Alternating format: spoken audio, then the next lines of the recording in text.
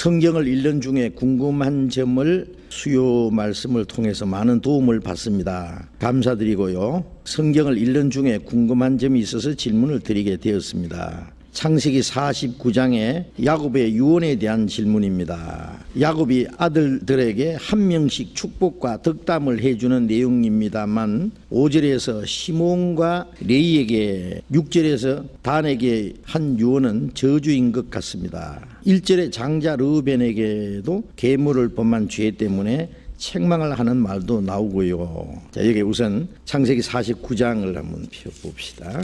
야곱이 죽기 전에 이제 12아들에게요 쭉 장래에 될 일을요 이 얘기를 하고 있습니다. 이 야곱이 아들들에게 말한 것은 하나의 예언입니다. 예언. 자기 아들들의 장래에 일어날 것을 쭉 얘기했는데 그것은 하나님이 야곱으로 하여금 그렇게 하도록 하신 겁니다. 49장 1절에 보면은 야곱이 그 아들들을 불러 이르되 너희는 모이라. 너희의 후일에 당할 일을 내가 너희에게 이르리라. 2절 너희는 모여 들으라. 야곱의 아들들아 너희 아비 이스라엘에게 들을지어다. 르벤아 너는 내 장자요 나의 능력이요 나의 기력의 시작이라. 위강이 초등하고 권능이 탁월하도다마는 물의 끓음 같았은즉 너는 탁월치 못하리니 네가 아비의 침상에 올라 더럽혔음이로다. 그가 내 침상에 올랐도다. 여기 르벤은요 맏아들이지만은 축복을요 뺏겼어요. 받지 못했어요.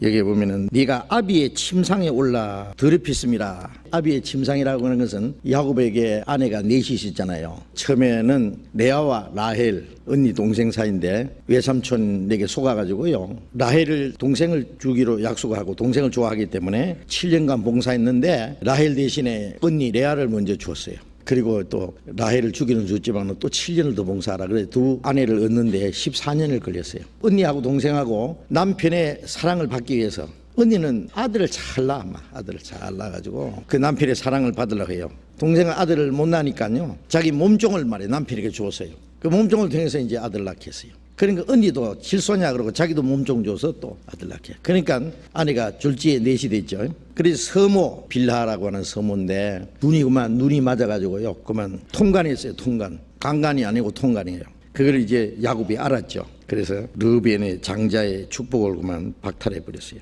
그 사건이 창세기 35장에 나옵니다. 잠깐 한번 볼까요? 이거 별로 안 좋은 건데 봅시다. 35장 22절 이스라엘이 그 땅에 유할 때에 르벤이 가서 그 서모 빌하와 통간하며 이스라엘이 이를 들었더라. 이 빌하는 라헬의 여종으로서 야곱을 통해서 아들을 낳았기 때문에 야곱의 아내가 된 거예요. 그러니까 서모죠. 빌하와 통간했어요. 그래서 이스라엘이 그걸 들었더라. 야곱이 들었죠. 그래서 이제 장자의 축복을 뺏어버린 거예요. 그래서 이 축복을 사실은 받지를 못했습니다. 그리고 이 축복이 누구에게 넘어갔느냐 하면은요 장자의 축복이요 요셉에게 넘어갔어요. 난데없이. 역대상 5장을 한번 봅시다. 역대상 5장 1절 이스라엘의 장자 르벤의 아들들은 이러하니라. 르벤은 장자라도 그 아비의 침상을 더럽게 하였으므로 장자의 명분이 이스라엘의 아들 요셉의 자손에게로 돌아갔으나 족보에는 장자의 명분대로 기록할 것이 아니니라. 유다는 형제보다 뛰어나고 주권자가 유다로 말미암아 났을지라도 장자의 명분은 요셉에게 있으니라. 그 장자의 명분이라는 거는요 장자에게는 원래 배를 줘요. 배. 그 요셉에게 배를 줬죠. 왜냐하면은 요셉의 아들 에브라임과 베냐민 두 아들이 있잖아요. 두 아들에게 12아들에게 주는 축복을 두 아들에게 나눠줬어요. 그러니까 요셉의 자손에게 이제 배나 준 거죠 사실. 그리고 유다는 형제보다 뛰어나고 주권자가 유다로 말미암아 났어요. 이스라엘의 역사 속에 주권자는 다윗이고 그리고 다윗의 자손 예수 그리스도 만왕의 왕으로 오실 예수 그리스도가 유다의 지파에서 날 것을 여기에 말씀한 겁니다. 그 다음에 창세기 49장에 다시 돌아가 봅시다. 창세기 49장 5절 시몬과 레이는 형제요 그들의 칼은 잔해하는 기계로다. 내호나 그들의 모의에 상관하지 말지어다. 내 영광아 그들의 집회에 참여하지 말지어다. 그들이 그 분노대로 사람을 죽이고 그 혈기대로 소의 발목 힘줄을 끊었음이로다. 그 노염이 혹독하니 저주를 받을 것이요 분기가 맹렬하니 저주를 받을 것이라. 내가 그들을 야곱 중에서 나누며 이스라엘 중에서 흩으리로다. 이 시몬과 레위는요 저주한다 그러죠. 왜 이랬냐면은 이 야곱이 가족들을 데리고 이제 외삼촌 집에서 나와서 가나안 땅으로 가면서 세겜이라는 곳에 간 일이 있었어요. 그 동네에 하몰의 아들 추장 세겜이라는 사람, 그 동네 이름도 세겜이고. 그런데 이 야곱의 딸 디나가 이제 그 동네 사람 여자들을 보러 구경하러 갔어요. 갔는데 이 세겜이 보니까 너무 이쁘게 생겼던 모양이에요. 데려다가 강제로 강간을 해버렸어요. 잠깐 볼까요? 34장 1절부터 봅니다. 레아가 야곱에게 낳은 딸 디나가 그 땅 여자들을 보러 나갔더니 희 족속 중 하몰의 아들 그 땅 추장 세겜이 그를 보고 끌어들여 강간하여 욕되게 하고 그 마음이 깊이 야곱의 딸 디나를 연연하며 그 소녀를 사랑하여 그의 마음을 말로 위로하고 그 아비 하몰에게 청하여 가로되 이 소녀를 내 아내로 얻게 하여 주소서 하였더라. 야곱이 그 딸 디나를 그가 더럽혔다 함을 들었으나 자기 아들들이 들에서 목축함으로 그들이 돌아오기까지 잠잠하였고 세겜의 아비 하몰은 야곱에게 말하러 왔으며 야곱의 아들들은 들에서 이를 듣고 돌아와서 사람이 근심하고 힘이 노하였으니 이는 세겜이 야곱의 딸을 강간하여 이스라엘에게 부끄러운 일 곧 행치 못할 일을 행하였습니다. 자, 여기 이제 사건이 벌어졌어요. 야곱의 아들들은 막 분노했죠. 그리고 이제 바로 그 디나의 오빠 시몬과 레위 막 분개했습니다.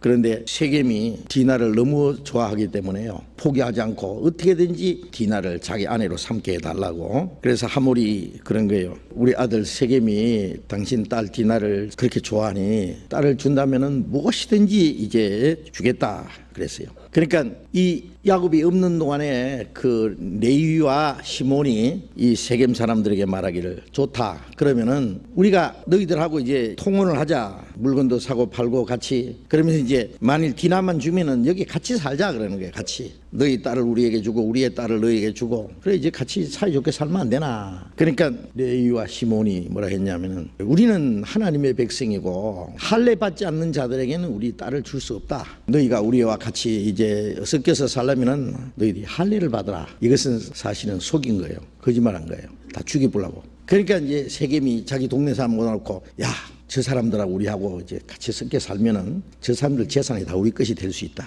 다만 시키는 대로 하자. 뭐 할례 좀 받으면 안 되나? 그래가지고 할례를 받았어요. 다 큰 사람들이 이 할례를 받으니요 어떻게 되겠어요? 3일 되니까 제일 고통스러울 때 막 온몸에 열이 나고 막 전부 끙끙 앓고 누웠는 거예요. 그러니까 그 시몬과 레위가 그 틈을 타고 들어가서 칼로서 세겜과 하몰과 남자 깡그리 다 죽여버린 거예요. 쭉 넘어가서 25절 봅니다. 제3일에 미쳐 그들이 고통할 때에 야곱의 두 아들 디나의 오라비 시몬과 레위가 각기 칼을 가지고 가서 부지 중에 성을 음습하여 그 모든 남자를 죽이고 칼로 하물과 그 아들 세겜을 죽이고 디나를 세겜의 집에서 데려오고 야곱의 여러 아들들이 그 시체 있는 성으로 가서 노략하였으니 이는 그들이 그 누이를 더럽힌 연고라. 그들이 양과 소와 나귀와 그 성에 있는 것과 들에 있는 것과 그 모든 재물을 빼앗으며 그 자녀와 아내를 사로잡고 집 속에 물건을 다 노략한지라. 야곱이 시몬과 레위에게 이르되 너희가 내게 화를 끼쳐 나로 이 땅 사람 곧 가나안 족속과 브리스 족속에게 냄새를 내게 하였도다. 나는 수가 적은즉 그들이 모여 나를 치고 나를 죽이리니 그리하면 나와 내 집이 멸망하리라. 그들이 가로되 그가 우리 누이를 창녀같이 대우함이 가하니까.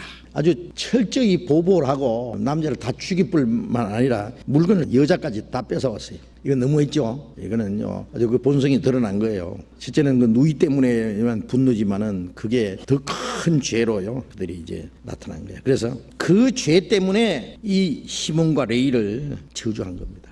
그들의 칼은 잔해하는 기계로다. 만일 하나님이 도와주지 않았으면은 야곱이 말한 대로 이제 그 주변에 있는 무리들이 다른 세력들이 와서 이제 이스라엘을 칠 거다. 나와 네 집이 망하리라. 보복은 또 다른 보복을 낳잖아요. 하나님이 도와주셔서 지켜주셨어요. 그래서 그들이 하나님 앞에 하나님이 함께 하시기 위해서 이스라엘 백성들 가운데 있는 이방 신상과 이방인들의 옷을 바꿔 입고 자신을 깨끗게 하고 장식품을 다 걷어 가지고요 아주 세겜 근처 상수리 나무 아래다가 묻어버렸어요. 그들이 하나님이 미워하시는 것을 다 철저히 회개하는 겁니다. 말하자면 그리고 진행하니까 하나님이 그 주변에 있는 족속들로 두려워하게 해서 요셉을 추격하지 못하게 했습니다. 자, 이런 사건이 있었어요. 그래서 여기에 내 호나 그들의 모의에 상관하지 말자다. 내 영광아 그들의 집회에 참여하지 말자다. 그들이 그 분노대로 사람을 죽이고 혈기대로 소의 발목 심줄을 끊었다. 어떤 원수가 있어도 그 하나님께 맡기고 그 원수 갚는 일을 하지 말고 그로 말미암아 더 큰 죄를 짓지 말아야 되는데 이들은 더 큰 죄를 지었기 때문에 야곱이 그 죄에 나는 참여하지 않겠다. 거기에 대해서 자기 손을 씻는 말을 한 거예요.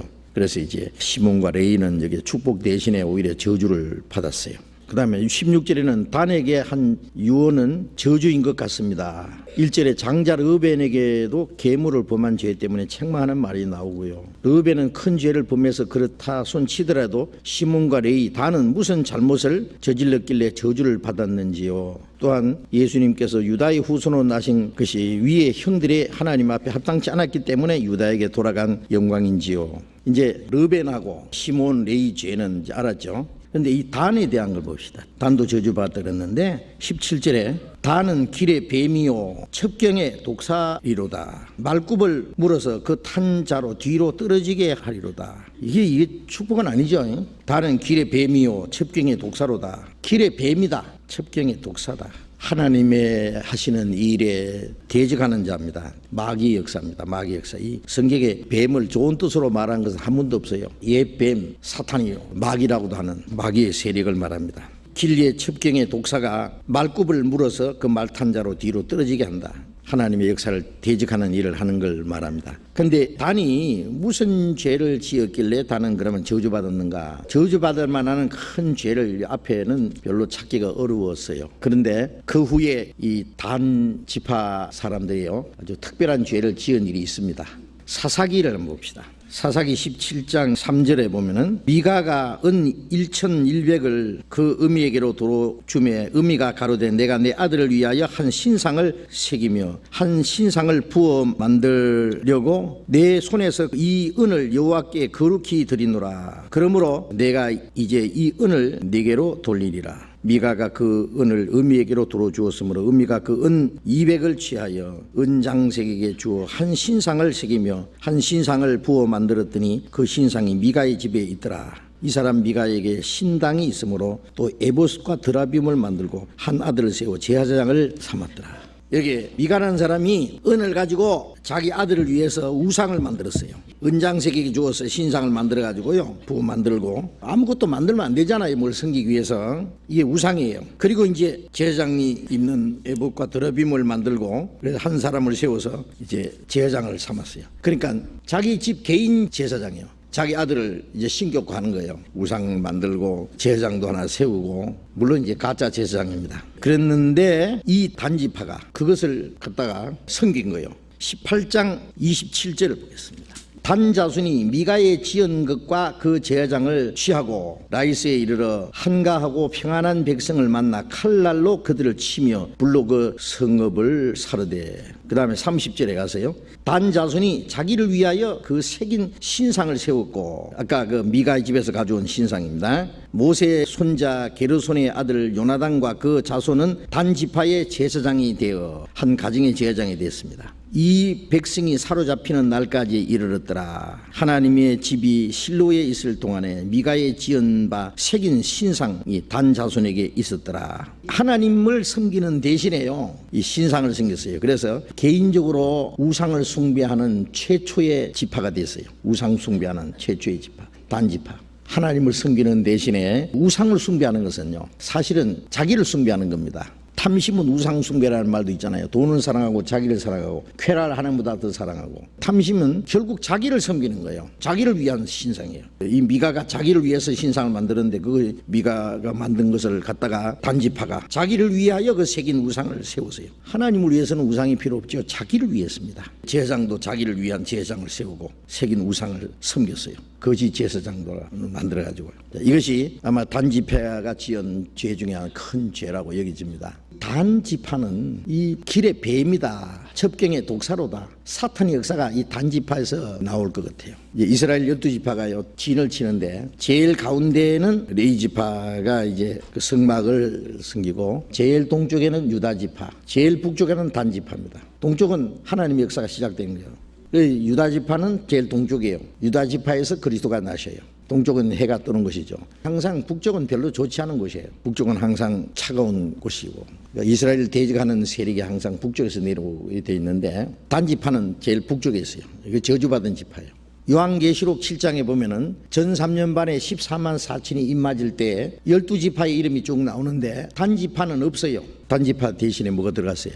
요한계시록 7장 한번 봅시다. 단지파 없지요. 7장 5절부터 8절까지 보면은 12지파 나오는데 단지파는 안 들어갔고 그 대신에 요셉의 아들 므낫세가 들어가 있어요. 그렇죠? 므낫세 지파가 들어가 있어요. 6절에 요셉도 들어가 있고 그런데 단지파만 빠졌어요. 왜 빠졌을까? 여기는 설명이 없지만은 아마 적그리스도가 단지파에서 나오지 않을까 그렇게 생각을 합니다. 그리고 이제 유다지파에서 예수님이 나신다는 건요. 창세기 49장 다시 봅시다.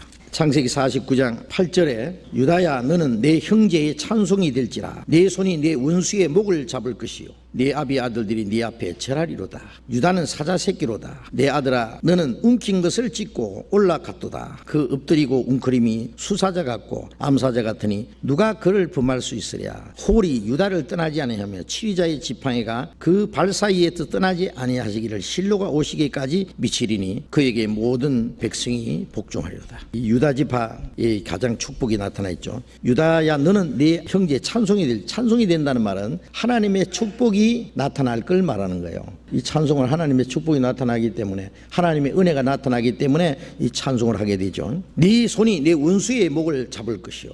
대적을 치는 거예요. 유다 지파에서 다윗이 났고 다윗이 주변에 있는 나라를 다 정복을 했잖아요. 다윗의 자손 예수님은 사탄의 권세를 정복하신 분입니다.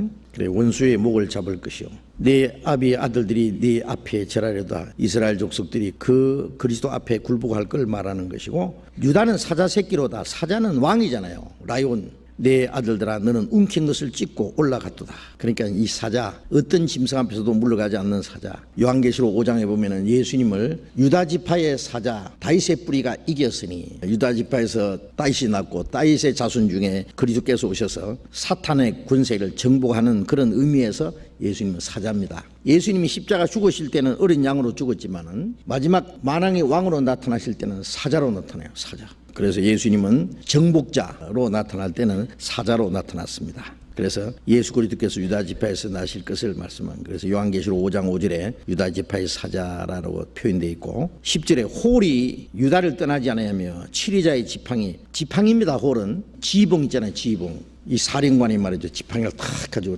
지시하고 말이잖아요. 그 권세를 말하는 겁니다. 치리자의 지팡이란 말이에요. 그 홀이라는 것은. 그러니까 유다 지파에서 계속 예루살렘을 다스리는 왕이 났잖아요. 치리자의 지팡이가 그 발 사이에 떠나지 아니하며 실로가 오시기까지. 이 실로는 은혜를 베푸는 분이다. 그리스도입니다. 그리스도가 오시기까지 미치리니 그에게 모든 백성이 복종하리다. 예수 그리스도 앞에 모든 백성이 굴복할 걸 말하는 겁니다. 그래서 유다 지파에 그리스도가 나실 것을 이렇게 약속하신 겁니다. 근데 이스라엘 백성들이 가나안 땅에 들어가서 정복할 때요 제일 용감하게 싸우는 지파가 가만히 보면 유다 지파인 것 같아요. 12지파가 그 가나안 땅에 들어가서 다른 민족을 정복하는데요. 그래서 싸우지 못하는 지파는 유다 지파가 가서 돕기도 하고 그렇게 한 것을 볼 수 있습니다. 야곱의 아들들의 얘기 이 정도로 하고 나머지 아들들은 별 볼이 없는 사람들이에요. 나중에 배우고 싶으면 또 한번 배워보세요.